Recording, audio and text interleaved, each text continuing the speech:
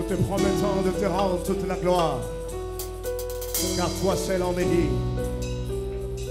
Alors que nous voulons écouter ta parole, parle-nous ce soir. Nous voulons écouter comme écoutent les disciples, et que cette parole apporte la vie. Au nom de Jésus. Amen. Est-ce qu'on peut acclamer très fort pour la gloire de notre Dieu? Gloire soit rendue à Dieu. Nous bénissons le Seigneur pour cette grâce et pour cette opportunité qu'il nous accorde de se tenir dans la maison de Dieu. Et nous bénissons Dieu parce qu'avant ce culte, il y avait un mariage d'un bien-aimé, d'un frère, qui est une bénédiction pour l'Église. Est-ce qu'on peut acclamer Dieu pour rendre gloire à Dieu pour ces magnifiques mariages et pour ces personnes qui se sont mariées? Gloire soit rendue à Dieu. Avant d'aller plus loin, je tiens à transmettre les salutations de nos parents.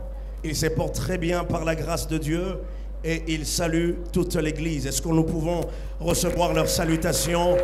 Que Dieu soit loué. Avant que nous puissions annoncer le message de ce soir, je désire présenter une maman, maman d'Eli Makonda, et je la demande de se lever.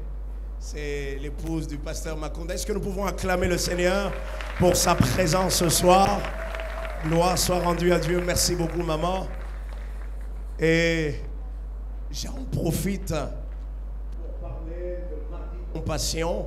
C'est déjà la semaine prochaine, et l'oratrice de ces magnifiques programmes organisés par nos mamans, c'est maman, le pasteur, la révérende Denis Makonda qui va apporter la parole.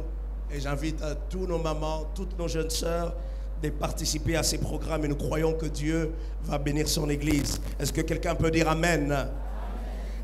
Rapidement, nous allons prendre nos Bibles et nous allons lire une portion des Écritures qui se trouve dans les livres d'Ézéchiel 37, le verset 1 jusqu'au verset 14e.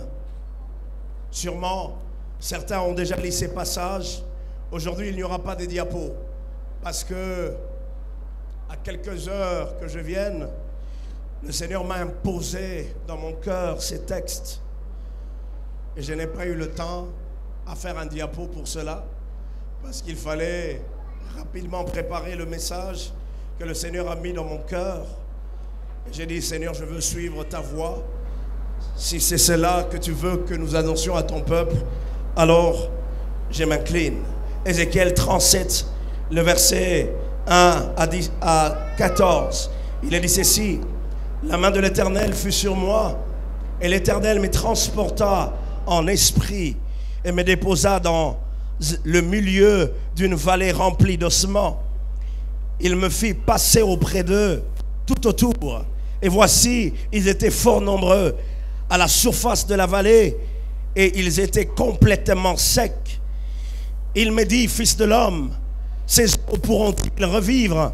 J'ai répondu, Éternel, tu le sais. Il me dit, prophétise sur ces eaux. Et dis-leur, ossements desséchés, écoutez la parole de l'Éternel. Ainsi parle le Seigneur, l'Éternel, à ces eaux. Voici, je veux faire entrer en vous un esprit et vous vivrez. Je vous donnerai des nerfs et je ferai croître sur vous de la chair. Je vous couvrirai de peau. Je mettrai en vous un esprit et vous vivrez. Et vous saurez que je suis l'Éternel. Je prophétisais selon l'ordre que j'avais reçu. Et comme je prophétisais, il y eut un bruit. Et voici, il fit un mouvement et ses ossements s'approchèrent les unes des autres. Je regardais et voici, il leur vint des nerfs, la chair crue, de la peau, couvrir par-dessus. Mais il n'y avait pas en nez d'esprit. Il me dit, prophétise et parle à l'esprit. Prophétise, fils de l'homme. Si nos amis de la technique peuvent m'aider avec le retour et augmenter mon son. Et dit à l'esprit, ainsi parle le Seigneur, l'Éternel. Esprit, viens de 4 vents, souffle sur ces morts et qu'ils revivent. Je prophétisais selon l'ordre qu'il m'avait donné, et l'esprit entra en eux, et il reprit la vie, et ils s'étèrent sur leurs pieds, comme une armée nombreuse, très nombreuse, Rapidement, lisons le verset 12. Prophétise donc et dis-leur, ainsi parle le Seigneur éternel. Voici, j'ouvrirai vos sépulcres, je vous ferai sortir de vos sépulcres à mon peuple, et je vous ramènerai dans le pays d'Israël, et vous saurez que je suis l'Éternel, lorsque j'ouvrirai vos sépulcres, et je vous ferai sortir de vos sépulcres. Ô mon peuple, je mettrai mon esprit en vous, et vous vivrez. Je vous rétablirai dans votre pays, et vous saurez que moi, l'Éternel, j'ai parlé et agi, dit l'Éternel. Amen. C'est un magnifique passage que je crois que certains l'ont déjà lu, l'ont déjà médité sur cela. Ça ne sera pas quelque chose de nouveau, mais c'est juste un rappel. Comme je l'ai dit depuis le début de ce séminaire, je crois que ce que nous enseignons dans ce lieu ne sont que des rappels, parce que nous sommes dans une église très bien enseignée. Bien-aimés, dans le premier jour, nous avons vu la personne et la communion du Saint-Esprit. Et après, nous avons commencé à voir les actes du Saint-Esprit. Et parmi les premiers actes que nous avons vus, et que le Saint-Esprit nous communique la puissance. Je ne fais pas un résumé, mais je cite les grands points. Et hier, nous avons vu que le Saint-Esprit communique le don spirituel. Et particulièrement, nous avons vu le don de guérison. Et ce soir, je voudrais déclarer dans la vie de quelqu'un, le Saint-Esprit communique la vie. Est-ce que tu peux dire à ton voisin, le Saint-Esprit communique la vie? Ézéchiel est un prophète et prêtre. Et il écrit durant l'exil babylonien, Israël est brisé, dispersé, humilié, spirituellement mort. Et ce passage est une vision symbolique que Dieu donne à Ézéchiel pour annoncer la restauration physique et nationale et surtout spirituelle d'Israël. Et Ézéchiel fut transporté en esprit. Et en étant transporté en esprit, il voit une vallée d'ossements desséchés. En fait, dans cette expression, cela veut juste nous dire que Ézéchiel avait eu une vision que Dieu lui a montrée. Et dans cette vision, Ézéchiel voit une vallée d'ossements desséchés. Des ossements desséchés, c'est-à-dire que les différents ossements qu'il avait vus représentaient des personnes qui étaient mortes et qui, après, ils ont vécu une décomposition. Et après, ce qu'il reste à la fin de la décomposition, ça ne reste que des ossements. Parce que je crois que lorsque quelqu'un meurt, ce n'est pas du coup que directement qu'on commence à voir les os. Il y a une étape, il y a un processus jusqu'à ce qu'on atteigne que les os. Et c'est ce que Ézéchiel voit, un lieu de mort et de désespoir. Et dans ces textes, nous allons rapidement voir que symbolise la vallée dans Ézéchiel 37. La première est que c'est un lieu de mort et de désespoir. La vallée était remplie d'ossements. D'ossements. Et il y a deux observations que nous devons tirer. La première observation est que les personnes représentées par ces ossements n'étaient pas simplement mortes, mais elles étaient aussi déshonorées. Vous allez me dire, pasteur, déshonoré, pourquoi? Parce que à cette époque, dans la pensée juive, et que un cadavre qui n'est pas enterré, c'était un cadavre qui vivait dans la honte. Un cadavre qui vit dans la honte, il n'est pas honoré.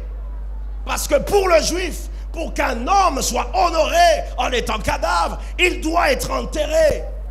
Mais Ézéchiel voit des cadavres, il voit des ossements, mais ces ossements ne sont pas enterrés, ces ossements sont ouverts, on peut voir cela.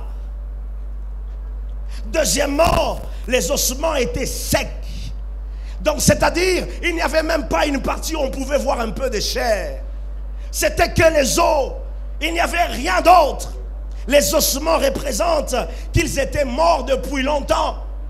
Parce que pour arriver dans cette étape de voir les eaux, il fallait qu'il y ait tout un processus. Lorsqu'une chose est morte depuis si longtemps, nous abandonnons tout espoir de voir cela revivre. Bien-aimés, vous savez, si quelqu'un peut-être meurt il y a quelques minutes, on peut espérer à une résurrection. On peut demander à Dieu, Seigneur, fais grâce. Mais quand vous voyez cette personne en décomposition, et même l'étape de décomposition est finie, il n'y a que des os. Vous croyez vraiment qu'un miracle peut se faire? Humainement parlant, on ne croit pas. On se dit là, c'est le point final. Là, c'est fini.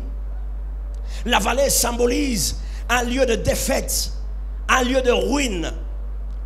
Les ossements parlent d'une vie, d'un passé de vie, mais désormais sans espoir, absence de vie complète. Et peut-être il y a des personnes qui sont dans ce lieu. Tu vis dans une situation de désespoir. Tu vis dans une situation où tu te sens ruiné dans ton cœur. Tu vis dans une situation de pleurs. Tu vis dans une situation de lamentation à cause de réalités que tu rencontres dans ta vie. Et le Seigneur était en train de me parler qu'il y a des personnes qui sont dans ce lieu qui font semblant. Il y a des personnes qui sourient, mais qui dans leur cœur, quand ils rentrent à la maison, ils pleurent. Il y a des personnes dans ce lieu qui font de leur effort pour montrer aux yeux du monde que tout va bien, mais tout ne va pas bien. Il y a des personnes dans ce lieu qui se lamentent jour et nuit parce que il n'y a plus d'espoir. Il n'y a plus de solution. On est perdu. C'est une situation qui ne fait que s'empirer. Peut-être il y a quelqu'un dans ce lieu qui a atteint d'une maladie que peut-être il n'a jamais dit à quelqu'un parce que le médecin a dit que cette maladie est incurable. Cette maladie est génétique. Cette maladie, il n'y a pas de guérison. Cette maladie, tu vas vivre avec toute ta vie. Esclave des médicaments. Esclave des consultations médicales continuelles. Esclave de toutes ces choses. Parce que tu vis dans une situation de désespoir. Bien-aimé, cette vallée représentait aussi l'état spirituel d'Israël, qui était exilé, humilié, anéanti et coupé de Dieu à cause de leur désobéissance. Il y a des personnes ici qui souffrent. Ta souffrance, c'est à cause de ta vie du péché. Je parle à quelqu'un.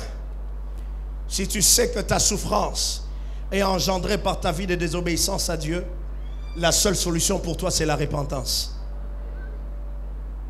La seule solution pour toi, c'est de revenir auprès de Dieu et dire, Seigneur, pardonne-moi, je décide de revenir à tes pieds et te suivre. Deuxièmement, la vallée dans Ézéchiel 37, c'est un lieu de confrontation avec la réalité. Dieu amène Ézéchiel à voir l'état du peuple. Le vrai état du peuple d'Israël. Bien-aimés, de fois nous faisons semblant devant les hommes, mais Dieu connaît le vrai état de ton cœur. Je prie que Dieu nous donne cette grâce de révélation afin de connaître et de sonder de fois qu'est-ce qui se cache derrière certains problèmes. Il y a certains problèmes, nous prions, nous nous lamentons. Nous sommes là, nous disons, Seigneur, pourquoi ça ne change pas? Alors que des fois, c'est un combat spirituel qui se cache derrière. Et Dieu doit nous révéler qu'est-ce qui se cache. Quelle est la chose qui est là pour que tu te lèves dans la prière et que tu pries. Bien aimé, des fois, il faut des prières ciblées. Pas des prières généralistes, mais des prières où l'on sait que le problème c'est ça. Et je me mets à genoux pour ce problème. Et mon Dieu est capable de résoudre ce problème. Comme je vous l'ai dit hier, quand j'étais malade, nous avions eu à prier, jusqu'à ce qu'un jour Dieu a révélé. Dieu a montré que Kenania, là, ça c'est une oppression. C'est une attaque. Bien-aimé, et au moment qu'on a commencé à prier de façon ciblée, les résultats ont été vus. Le Saint-Esprit nous communique des grâces de révélation. Et là nous voyons la parole de connaissance, la parole de sagesse. Je prie que Dieu te donne cette grâce au nom de Jésus. Je prie que Dieu te communique cela. Il y a certains combats que nous rencontrons dans la vie, bien-aimés. Ce sont des combats qui, de fois, c'est dans le monde spirituel. Je ne dis pas que tout problème est toujours un problème spirituel. Mais de fois, il y a ces réalités. Et Dieu amène Ézéchiel à voir l'état exact de son peuple. Ce n'est pas une vision agréable, mais c'est une confrontation directe avec la vérité du péché, de l'exil, ainsi que de la ruine d'Israël. Dieu nous amène parfois dans la vallée pour nous ouvrir nos yeux, pour ouvrir nos yeux. Et que nous ne puissions pas vivre dans l'illusion. Je prie que Dieu t'ouvre les yeux afin que tu voies. Non pas ce que toi tu souhaites, ce que lui il veut te montrer. Troisièmement, la vallée dans Ézéchiel 37, c'est la vallée où Dieu parle. Est-ce que tu peux dire à ton voisin, la vallée où Dieu parle? Ézéchiel 37, le verset 3. Il me dit, fils de l'homme, ces ossements pourront-ils revivre? J'ai répondu, Seigneur, tu le sais. Comme je l'ai dit, Ézéchiel, quand il a vu ces ossements, il a vu toutes les procédures qui s'ensuivent pour qu'un corps arrive jusqu'à cet état. Il a dit, ah, là, moi je ne sais pas, mais toi tu le sais. Bien-aimé, il y a des situations où même un homme ne peut pas te donner la solution. Ou même un pasteur te dit, bon, moi je ne peux rien faire.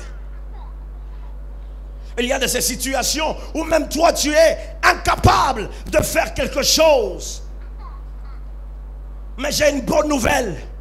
Si les hommes sont incapables, si les hommes de foi sont faibles, si les hommes de foi sont limités, mais le Dieu que nous prions, lui il a la réponse, lui il le sait, et lui il a toujours la solution à chaque problème.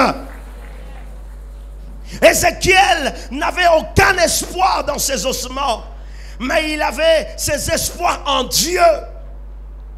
Il ne regardait pas la situation parce que dans cette situation, il n'avait pas de réponse. La seule solution pour Ézéchiel, c'était Dieu. Il y a de ces problèmes où la solution c'est Dieu, où la solution c'est Dieu et ça restera toujours Dieu. Ézéchiel était convaincu que Dieu le savait. Moi je ne sais rien, mais Dieu le sait. Moi je suis limité, mais Dieu est tout puissant. Moi je n'ai pas de force, mais celui que je prie, il a vaincu la mort.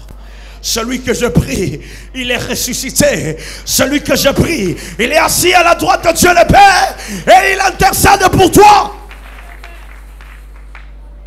Ézéchiel reconnaît que l'humain est limité, mais Dieu peut tout. Dis à ton voisin, Dieu peut tout.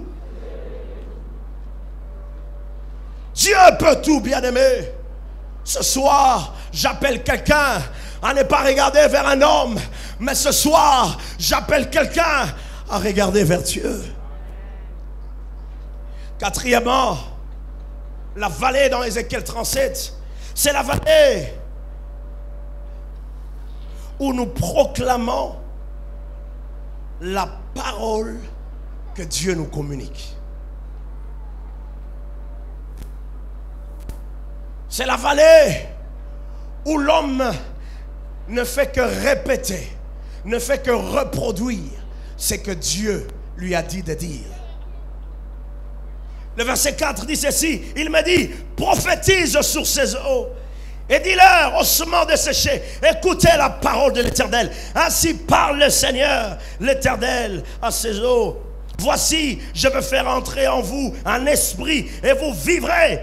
Je vous donnerai des nerfs, je ferai croître sur vous de la chair, je vous couvrirai de peau, je mettrai en vous un esprit et vous vivrez et vous saurez que je suis l'Éternel. Mais j'aime, là c'était ce que Dieu lui avait dit de dire. Mais à partir du verset 7, Ézéchiel a commencé à reproduire ce que Dieu l'a dit de dire. Ézéchiel dit, je prophétisais selon l'ordre que j'avais reçu. Et comme je prophétisais, il y a eu un bruit. Oh my God. Quand je prophétisais, il y a eu un bruit. Et j'aime le mot prophétiser dans ce texte. C'est le mot Naba. Est-ce que tu peux dire à ton voisin le Naba? Ça s'écrit N-A-B-A. Mais ça c'est une transcription. Parce que l'hébreu ne s'écrit pas comme le français. Juste pour nous aider à prononcer. Naba signifie prophétiser. Naba signifie parler sur l'inspiration divine. Naba signifie déclarer le message de Dieu. Ce soir, quelqu'un va prophétiser sur sa situation. Ce que j'aime avec Dieu, Dieu a laissé les ossements dans cet état. Mais il a dit à Ézéchiel, toi parle juste à la situation et tu verras ce qui vont s'en suivre. Je voudrais déclarer à quelqu'un, avant toute action glorieuse de Dieu, Dieu envoie sa parole. Ne négligeons pas la parole de Dieu.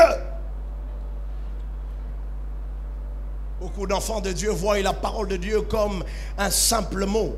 Dieu ne parle pas comme les hommes. Tout ce que Dieu dit est déjà accompli. Dieu ne parle pas comme nous, des hommes qui peuvent promettre, des hommes qui peuvent dire je veux faire telle chose, mais après on vient s'excuser. Mon bien-aimé, tu vois, j'avais eu un problème, je n'avais pas eu ce montant-là, mais ce que j'aime de ce que Dieu dit, tout ce qu'il dit est déjà fait. Voilà pourquoi même si tu ne vois pas les résultats maintenant, sois calme, parce que déjà la parole de Dieu est une garantie que ce qu'il t'a dit s'accomplira. Dieu dit que la lumière soit, et la lumière, Genèse 1, le verset 3. Romains 7, le verset 17, dit ceci. Dieu qui donne la vie aux morts et qui appelle les choses qui n'existent point comme si elles existaient. Waouh! Dieu appelle les choses qui n'existent point comme si elles existaient déjà. Je comprends une chose, que Dieu est le créateur et la parole de Dieu a la puissance créatrice. Quand Dieu parle, tout ce qu'il dit s'exécute. Créer veut dire amener quelque chose qui n'existait pas à l'existence. Ce n'est pas inventer. Les hommes inventent. Lorsqu'on invente quelque chose, on prend déjà une matière qui existe et nous le transformons. Mais Dieu, lui, n'invente pas. Lui, il crée quelque chose que toi, tu n'as jamais vu dans ta vie. Tu commenceras à le voir. Tu commenceras à le vivre. Tu commenceras à l'expérimenter. Peut-être que toi on dit, dans cette famille, telle personne ne peut pas se marier.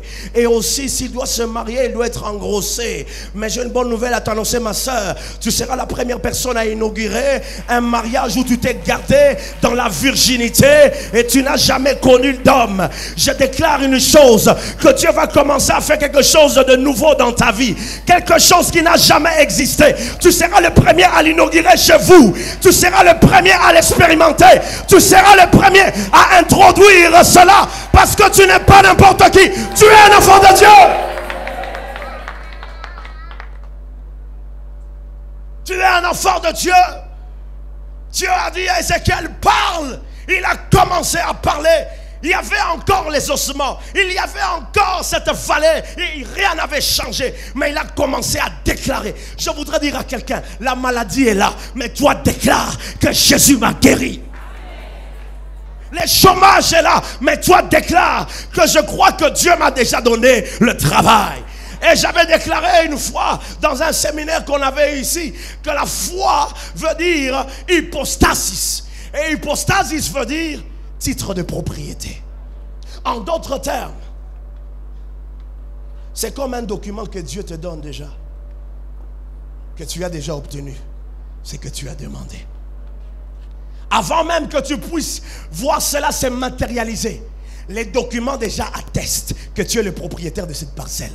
Les documents déjà attestent que cela t'appartient. Le document déjà atteste que cela est pour toi. Même si tu pars devant la justice, ce document n'est pas falsifié parce que cela t'appartient. Mais beaucoup d'enfants de Dieu ont peur de déclarer sur les situations. Ils ont peur de prononcer des mots. Je vous ai dit, moi j'étais malade, hein, sérieusement. Il m'arrivait même des fois où j'entends des voix. Je ne dis pas des voix dans les pensées, des fois sont audibles. Tu vas mourir. Tu vas mourir. Tu vois, tu mourras. On va t'enterrer. Tu vas partir. À un moment, j'étais découragé. Et Dieu a commencé à me dire, qu'est-ce que moi je t'avais dit? Est-ce que moi je t'avais dit que tu vas mourir? Est-ce que moi je t'avais dit qu'on va t'enterrer? Est-ce que moi je t'avais dit ça? Et il m'a dit, commence à déclarer. Et à chaque fois que j'entendais ces voix, je disais, Satan, tu es un menteur. Satan, tu es un menteur. Moi, je ne veux pas mourir maintenant. Je n'ai même pas encore vu la moitié de tout ce que Dieu m'a promis. Il y a encore un long parcours devant moi. Alors tu ne m'atteindras pas. Ce soir, je voudrais que quelqu'un s'élève dans sa situation et commence à déclarer seulement. Et commence à prononcer juste des paroles de foi. Voilà pourquoi, bien-aimés, connaissons la parole de Dieu. Il y a beaucoup d'enfants de Dieu qui ne prient pas avec la parole. Bien-aimés, certains passages bibliques ne sont pas juste des passages bibliques pour que tu puisses mémoriser cela. Ce sont des passages bibliques pour que tu puisses les déclarer dans la prière. Tu t'appropries de cela. Tu dis, ça c'est ma parole. C'est Dieu a écrit cela pour moi. Mais combien d'enfants de Dieu le font? Combien d'enfants de Dieu? Dieu n'a pas dit à Ézéchiel, vas-y, c'est un homme de Dieu. Il y a certains problèmes avant que tu vois les pasteurs. Toi-même avec Dieu, tu l'as déjà résolu. Les pasteurs ne sont pas toujours là pour être la solution à tout. Et ils ne sont même pas la solution. C'est Dieu qui est la solution. Combien d'enfants de Dieu déclarent la parole de Dieu? Ézéchiel a commencé à parler, à parler, à parler. Mais il n'a pas parlé ce que lui, il voulait. Il a dit ce que Dieu avait mis dans son cœur. Et la Bible me dit qu'il a eu un bruit. Je prie qu'un bruit de Dieu commence dans la vie de quelqu'un ce soir. Un bruit qui va annoncer un nouveau départ. Un bruit qui va commencer à annoncer un nouveau départ dans ta vie. Il y a un nouveau départ pour quelqu'un ce soir. Il y a un nouveau départ dans les séminaires pour quelqu'un. Il y a un nouveau départ. Un nouveau départ avec Dieu.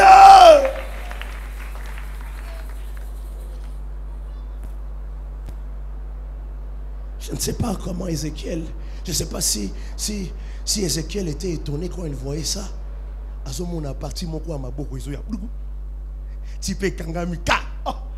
Donc Ézéchiel a un peu vu la création, comment Dieu est capable même de reconstituer ce qui est déjà détruit. Ézéchiel, c'est ce qu'il a vu. Il a vu comment chaque chose s'est placée. Chaque chose, étape par étape. Et là, je tire une leçon. Certains miracles de Dieu ne se feront pas à l'instantané. Mais il fera certaines choses étape par étape. Mais même s'il fait étape par étape, même si au début tu vois encore rien, Monica Likolo Ezongi. Sois calme, sois calme, tout va rentrer en ordre.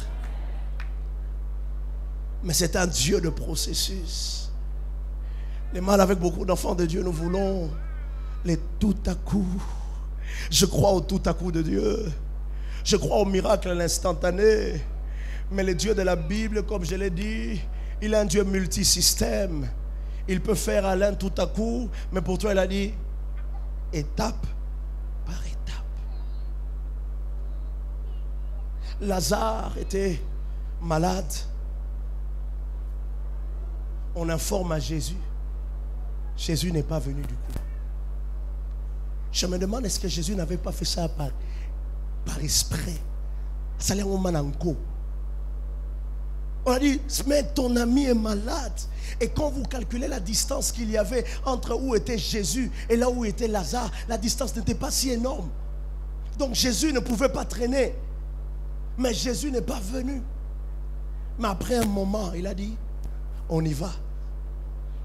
Il y aura un temps aussi où Jésus va dire, on y va. Mais ce que j'aime dans l'histoire de Lazare est que Lazare était déjà mort. Lazare était déjà enterré. Et Lazare était déjà en décomposition.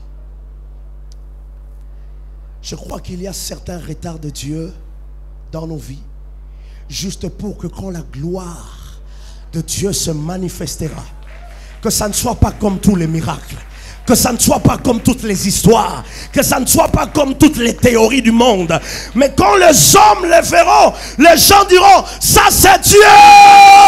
Oyo ezanzambe, oyo ezamutute, oyo ezanzambe. Il dit, Lazare, sors. Lazare est sorti. Donc c'est-à-dire, en un clin d'œil, bankusu baki. En un clin d'œil de composition eke. En un clin d'œil ba organe bebaki. Nyoso ezongi sur place et il est sorti vivant. Je déclare ce soir c'est le soir de la vie. Le soir de la vie où la vie de Jésus va entrer et te transformer. Le soir de la vie. Dis à ton voisin, c'est le soir de la vie. Cinquièmement, la vallée est le lieu où l'esprit souffle et donne la vie. Tout était revenu en place, mais il manquait le souffle. En d'autres termes, même s'il avait vu le rassemblement des ossements, ces personnes qu'il avait vues étaient toujours mortes. Ces personnes étaient toujours mortes. Tout est revenu, mais tant qu'il n'y a pas le souffle, ces personnes sont toujours mortes. Dieu dit au verset 9, il me dit, prophétise et parle à l'esprit. Prophétise, fils de l'homme, et dit à l'esprit, ainsi parle le Seigneur l'Éternel. L'esprit vient des 4 vents, souffle sur ces morts et qu'ils vivent. Dieu avait dit avant, parle à ces eaux, mais là, il dit, souffle sur ces morts. La situation a changé. Il arrivera dans ta vie, Dieu a déjà agi, mais cela n'est pas les maximums que Dieu veut de toi. Mais beaucoup d'enfants de Dieu se plaisent lorsque Dieu a déjà un peu agi et dit Dieu me veut là. Bien-aimé, j'ai appris une chose avec Dieu. Ne sois jamais satisfait de la dimension que tu as actuellement. Il y a plus encore. J'ai appris à chercher Dieu comme un malade. Une fois, je suis allé voir un homme de Dieu que j'aime beaucoup, le pasteur de Delandou. Je lui ai posé la question, papa, dis-moi un peu ton secret. C'est quoi? Il a dit, moi, je prie comme un malade. Il a dit, nous faisons une grande activité. Quand nous finissons, je pars encore en retraite. Si Dieu me dit, fais 30 jours, j'entre. 3 jours à sec, j'entre.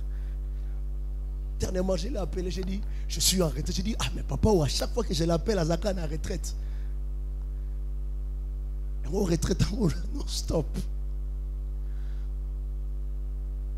Mais je bénis Dieu Parce que j'ai appris cela tôt. Parce que je ne veux pas limiter Dieu d'après ma vision. Je veux laisser Dieu me guider d'après sa vision à lui. Nous avons vu de grandes choses dans ces séminaires, gloire à Dieu. Mais je déclare que cela n'est pas encore le maximum de Dieu. Nous verrons encore plus grand. Nous verrons encore de façon plus glorieuse. Et Dieu le fera. Les problèmes avec beaucoup d'enfants de Dieu, on aime les miettes qui tombent de la table. Dieu ne veut pas que tu manges les miettes. Dieu veut que tu manges les pains. Et que tu t'assoies avec lui à la table et tu communies avec lui. Bien-aimés, cherchons Dieu. Cherchons Dieu, bien-aimés. Depuis un certain temps, je bénis Dieu pour la femme qu'il m'a donnée. Excusez-moi de parler de ma femme. C'est ma femme, non? Je bénis Dieu de me donner cette femme. Parce que moi-même, quand j'ai regardé ma vie avant le mariage et maintenant, je sens de plus en plus que je commence à monter. Et j'ai compris que même dans certaines promesses de Dieu, Dieu attendra certaines saisons pour t'amener dans les hauteurs. Je disais à Dieu, Seigneur, si tu m'avais donné ça, si c'était avant, gloire à Dieu parce que tu m'as donné une bonne femme. Ma tante est là, peut-être mes soeurs sont là, ils connaissent un peu ma vie. Ma maman me disait, j'espère que tu ne vas pas commencer à faire des retraites avec ta femme tous les jours. Vous allez être ici aujourd'hui, non, nous n'allons pas manger, nous allons prier toute la journée. Elle dit, il faut être équilibré. Elle disait ça pour rire parce qu'elle connaissait son fils. Alors je disais, Seigneur, est-ce que là où toi tu veux m'amener, cette femme aussi pourra accepter les mêmes sacrifices que toi tu m'appelles à payer? Je bénis Dieu parce que j'ai trouvé une femme qui paye les mêmes sacrifices, qui sait se mettre à genoux pour prier. Une fois j'étais dérangé dans ma santé, j'étais malade, très faible. À minuit, j'entends quelqu'un prier. Je pensais qu'elle allait prier même pendant une minute. Elle finit la prière à 3h, 4h du matin. Et dans ses prières, elle ne priait que pour moi. J'ai dit, my God, my God. Je pensais que cette sœur, elle n'allait pas supporter les retraites. J'ai dit, bon, moi je vais entrer en retraite. Mais je suis étonné, en entrant en retraite, elle aussi, elle vient. En priant même personnellement, elle aussi, elle vient. On a nos prières ensemble, mais quand moi je prie, elle aussi, elle vient. À chaque moment, elle vient. À chaque seconde, elle vient. Même avant que je puisse venir ici, on a prié avec elle. Elle m'a imposé les mains, elle a commencé à déclarer sur moi. Moi, je me mets à genoux, je dis, impose-moi les mains. Et je sais qu'en l'onction de la prophétie descend sur elle, elle dit des choses terribles. Et tout ce qu'elle dit, je la vois. Je le vois de mes yeux. Bien-aimés, dans vos familles, ne soyez pas simplement des personnes qui regardent la télé du matin au soir. Soyons aussi des familles où la prière est une norme chez vous à la maison.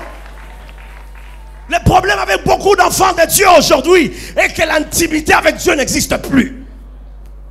Excusez-moi de parler, ce n'est pas dans mes notes. Mais j'ai senti pour interpeller quelqu'un. L'intimité avec Dieu est une priorité. Il y a des familles aujourd'hui, les cultes familiaux n'existent pas. La prière en famille n'existe pas. Le culte personnel n'existe pas. La méditation personnelle n'existe pas. Même les études bibliques. Moi avec ma femme, on fait des études bibliques. La prédication, nous sommes des études bibliques au Salanaï. Nous méditons la parole. Mais nous voulons que Dieu nous utilise. Mais nous ne voulons pas payer le prix. Bien-aimé, il y a un prix pour que Dieu t'utilise. Dieu doit se rassurer que tu es suffisamment disponible dans sa présence pour recevoir de lui. J'appelle à tous ceux qui sont appelés par Dieu. Montons dans la prière. Je me rappelle une fois, je disais, Seigneur, oh, j'ai beaucoup prié. J'ai lu une portion des Écritures.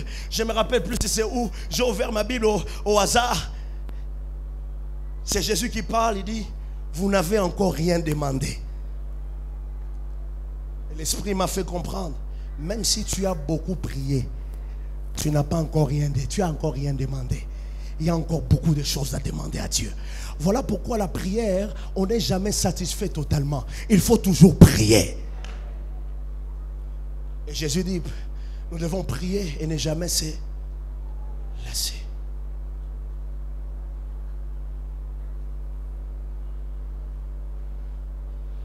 J'appelle quelqu'un à payer le prix dans la présence de Dieu. Cinquièmement, comme je l'ai dit, c'est la vallée où l'Esprit souffle et donne la vie. Le mot, je clôture, je demande si on peut me jouer le chant Elia. Nous chutons. Le mot esprit en hébreu, c'est le mot roua. Et ce mot signifie vent, souffle ou esprit. Et c'est le même mot qui correspond en grec pneuma. Et ces deux mots sont couramment utilisés dans différents passages bibliques faisant référence au Saint-Esprit. Le premier utilise le mot dans la Bible. Ce premier mot utilisé dans la Bible, roua, apparaît dans Genèse 1, le verset 2. Il dit, la terre n'était qu'un chaos et vide, et il y avait des ténèbres à la surface de l'abîme, et l'Esprit de Dieu, roua Elohim, planait au-dessus des eaux. Ce mot revient encore dans Genèse 2, le verset 7. L'Éternel forma l'homme de la poussière de la terre. Il souffla. Là, nous voyons le souffle. C'est encore le mot roua. Dans les narines. Et la Bible dit, et l'homme devint un être vivant. Dieu a formé l'homme, mais pour que l'homme puisse obtenir la vie, il fallait que Dieu souffle. Il fallait que Dieu souffle. Et lorsqu'il a soufflé, l'homme est devenu un être vivant. Bien-aimé, je prie que dans tout ce que tu fais, qu'il y ait le souffle du Saint-Esprit. Je prie que dans ta vie chrétienne, qu'il y ait le souffle du Saint-Esprit. Parce que c'est le souffle du Saint-Esprit qui apporte la vie. Et vous savez, même la parole, elle est une parole vivante lorsque cela est accompagné avec l'Esprit de Dieu. Il y a des gens qui peuvent lire la Bible non pas comme quelqu'un qui veut recevoir de Dieu, mais juste pour avoir des informations. Ils maîtrisent la Bible. Et j'ai même appris qu'il y a même des occultistes qui connaissent mieux la Bible. Ils maîtrisent certains passages bibliques mieux que certains chrétiens. Et cette histoire, j'ai appris, c'est la venant d'un pasteur. Il était à Brazzaville. Il a entendu quelqu'un derrière lui dans un restaurant parler de la Bible comme pas possible. Il a dit, mais celui-là, c'est un homme de Dieu ou qui? Il a dit, hey, pasteur, un grand sorcier à Brazzaville ici, connu. Mais il maîtrise la Bible, il maîtrise la Bible. C'est l'Esprit de Dieu qui apporte la vie à la parole qui est proclamée. Voilà pourquoi je dis, homme de Dieu, ce qui change, ce n'est pas nos français, ce n'est pas notre art oratoire, ce n'est pas notre exégèse, notre homilétique. La personne qui transforme les vies, il s'appelle le Saint-Esprit. Et si nous voulons de culte où les vies sont transformées, où les vies sont changées, laissons la place au Saint-Esprit. Les églises aujourd'hui sont tièdes. Non pas parce que l'église est appelée à être tiède, mais parce que on a étouffé l'esprit. Il n'y a pas de liberté de l'esprit. On a étouffé l'esprit. Bien-aimés, dans l'église, nous devons avoir de l'ordre. Mais que de l'ordre ne détruise pas l'action de l'esprit. Que de l'ordre ne détruise pas l'action de l'esprit. Parce que quand l'ordre du Saint-Esprit agit dans un culte, il y a des choses que l'homme de Dieu ne peut pas faire. Il y a des choses qu'aucun pasteur ne peut faire, mais que seul Dieu dans les ciels est capable d'accomplir. Dieu, envoie ton ordre dans nos cultes. Que nous puissions avoir des cultes remplis par l'ordre du Saint-Esprit, remplis par l'ordre du Saint-Esprit, remplis par l'organisation du Saint-Esprit.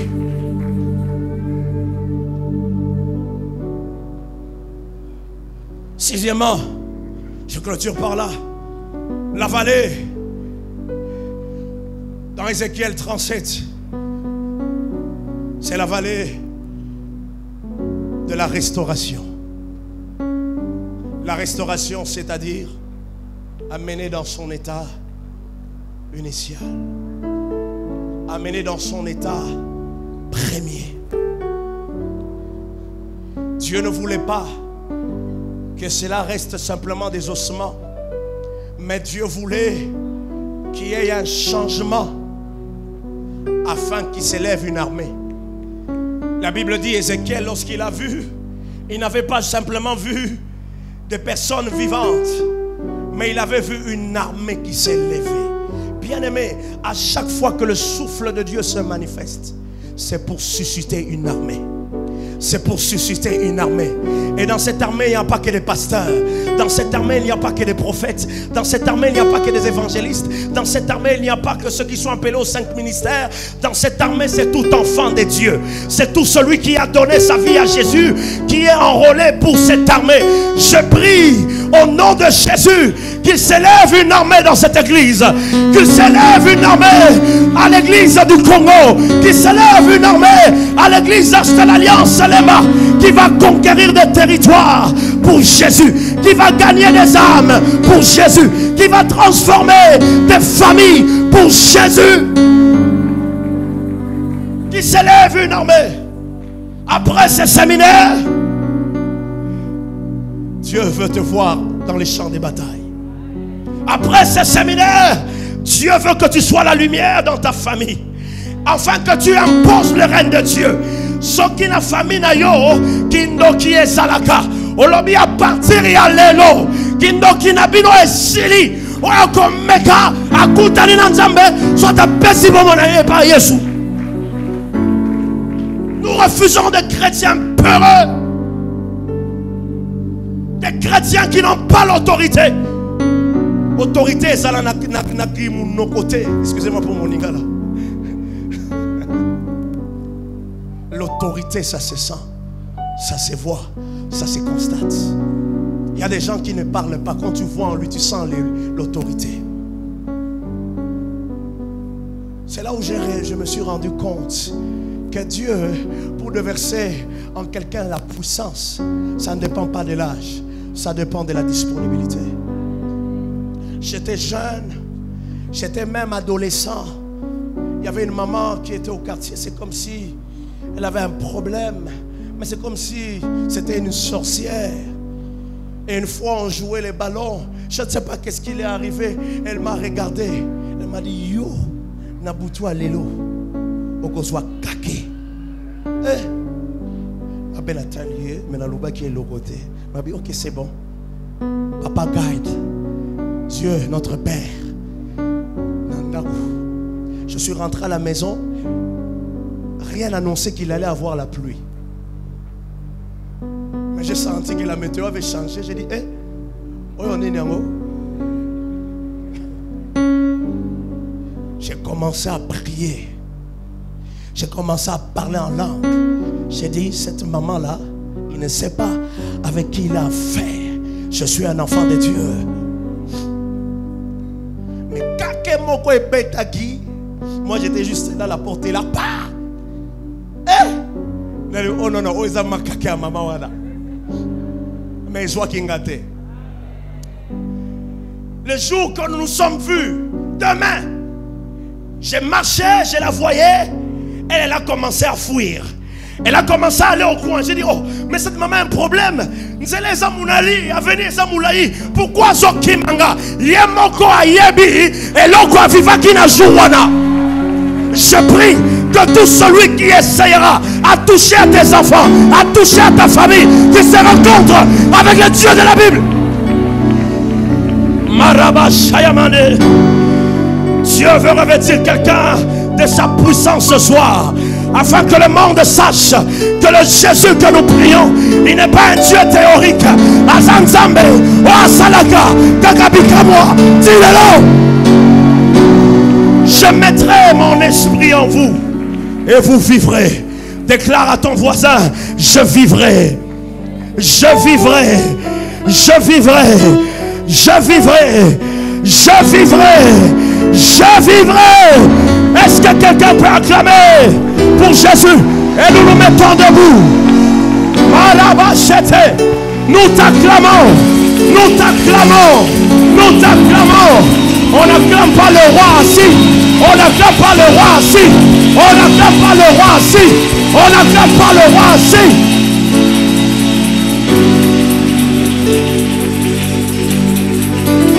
Elia.